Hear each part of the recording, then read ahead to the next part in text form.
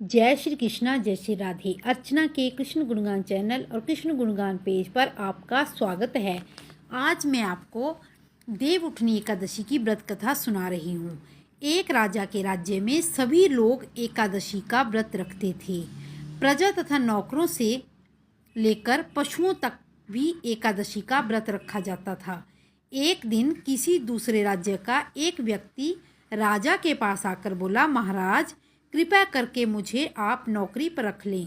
तब राजा ने उसके सामने यही शर्त रखी कि ठीक है, रख लेते हैं, किंतु रोज़ तुम्हें खाने को सब कुछ मिलेगा, लेकिन एकादशी के दिन कुछ नहीं मिलेगा। उस व्यक्ति ने उसमें हाँ कर ली, परंतु एकादशी के दिन जब उसे फलाहार का सामान दिया गया तो राजा के सामने आकर गिड़गिड़ाने लगा, महाराज इससे मेरा पेट नहीं भरेगा, मैं भूखा ही मर जाऊंगा, मुझे अन्न दे दो। राजा ने उसे शर्त की बात याद दिलाई, पर वह अन्न छोड़ने को राजी नहीं हुआ। तब राजा ने उसे आटा, दाल, चावल आदि दिए। वो नित्य की तरह नदी पर पहुंचा और स्नान कर भोजन पकाने लगा। जब भोजन बन गया तो भगवान को बुलाने लगा, आओ भगवान, भोजन तैयार है। उसके बुलाने पर पीताम्बरधारी भगवान चतुर्भुज रूप में आ पहुँचे तथा प्रेम से उसके साथ भोजन करने लगे। भोजन आदि करके भगवान अंतर्ध्यान हो गए तथा वो अपने काम पर चला गया।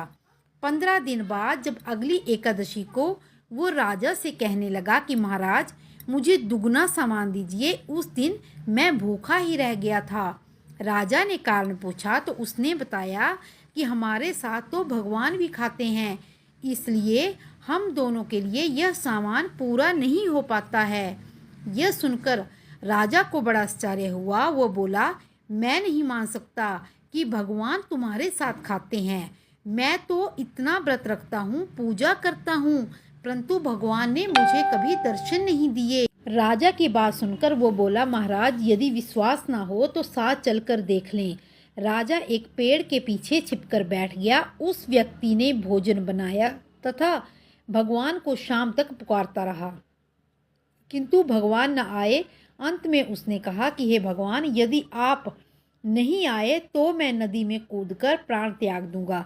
लेकिन भगवान नहीं आए। जब वह प्राण त्यागने के उद्देश्य से नदी की तरफ बढ़ा, प्राण त्यागने का दृढ़ संकल्प और इरादा देखकर भगवान ने प्रकट होकर उसे रोक लिया और साथ बैठकर भोजन करने लगे।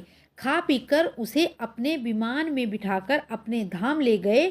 यह देख राजा ने सोचा कि व्रत उपवास से कोई फायदा नहीं होता जब मन शुद्ध ना हो। इससे राजा को ज्ञान मिला। वह भी मन से व्रत उपवास करने लगा और अंत में स्वर्ग की उसे प्राप्ति हुई।